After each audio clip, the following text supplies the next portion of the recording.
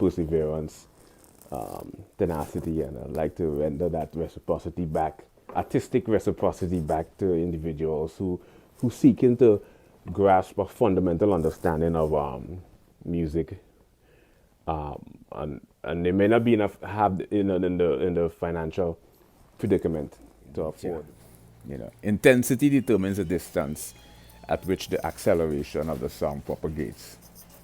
So we have amplitude, we have frequency, we have velocity, we have acceleration, and we have momentum. So what is the disparity? What is the correlation? My whole point for saying this is today I wanna discuss composing and arranging music. I'm not charging for this. This is my reciprocity. I feel like I've been blessed with a number of different abilities, stuff like diligence, perseverance. That's the physics interpretation of sound. Amplitude, frequency, velocity, acceleration, momentum, right? And it propagates in nature.